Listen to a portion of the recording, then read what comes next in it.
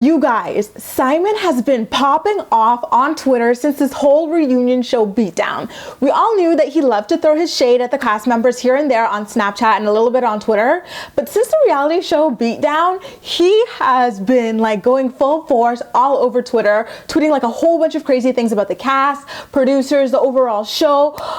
You know what, he even implied like shortly after it that one of the producers, I believe Larry, had okayed his Snapchat roasts before revoking his permission to do it. So it really makes you wonder whether or not all this drama is sort of staged to bring back attention to the show, because attention and popularity is waning because all the cast members are super duper boring if we're pretty honest with ourselves, right? So here are some of the things he's been tweeting. So he started off with, MTV gives rehab and counseling for free, but you still can't get your shit together, lazy asses. He also followed it up with, people don't have clean drinking water and you're getting drugged up off MTV money. And then he really went for the jugular when he said, the same producers who created Teen Mom also made Jackass. Brrr. A few of his Twitter followers asked him whether or not he believed that the producers truly cared about the girls, to which he replied that they were all pretending to care about the girls, and he especially called out Kiki, who we normally see with Kate and Ty, and she's sometimes listed as a friend to Caitlyn. He was like, nope, she ain't no friend. She is just there for her money. One of the biggest rumors to plague the Teen Mom universe is the baby bonus. A long time ago, something started floating its way onto the internet claiming that the moms would receive $20,000 for each baby they would have. Kind of like an incentive to bring more drama and messiness to the show. And of course, a few of these basic chicks took the bait, if it's, you know, really true, and continue to have kids and break up relationships and move on in life. Just create like a huge mess of webs. Well, Simon just introduced a new rumor along those lines, and he's claiming that there's actually a boyfriend bonus.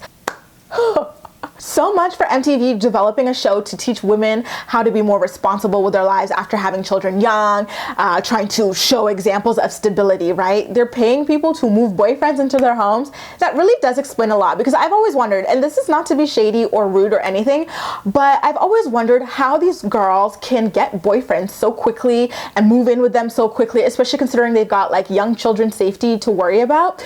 And the fact that the average guy who is around our age, which is like early 20s, is not looking for a single mom. It doesn't make sense to me that a young guy would be looking for that and moving so quickly, trying to have more kids with them, trying to marry them and stuff like that. But now that this whole bonus thing is on the table via Simon, it makes a little bit more sense to me. But it's surprising to me that they would even accept bringing so much drama into their lives for a measly $20,000. I mean, what is that when they're said to be making upwards of $300,000 already? You know what I mean? Like, it just sounds like a total waste of time and a real good way to get yourself stuck in some sticky situations that will just follow you for the rest of your life ×2 now.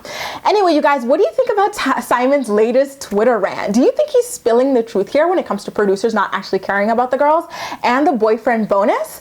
Or is he just all talk and just really heated right now? Oh, and you know what? A Tumblr blog I love called Teen Mom Truths, who I'll link down below, recently discovered that David Eason's appeal for that 60 days of jail or prison or whatever he was sentenced to a couple of weeks ago is actually scheduled for after Jenelle gives birth to their daughter Ensley. It turns out that now David doesn't have to appear in court until February 6th.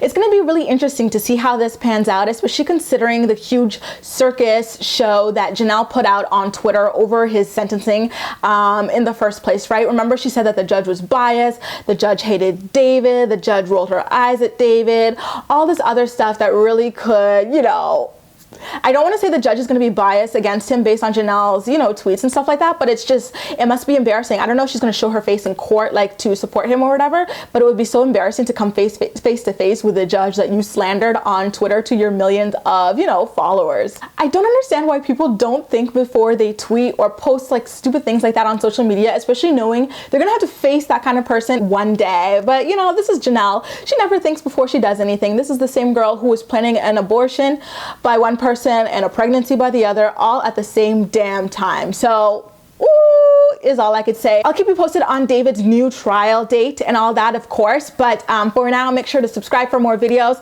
Share all your opinions in the comment section down below, and as usual, we'll chat as well. That's all for now. Thank you so much for watching.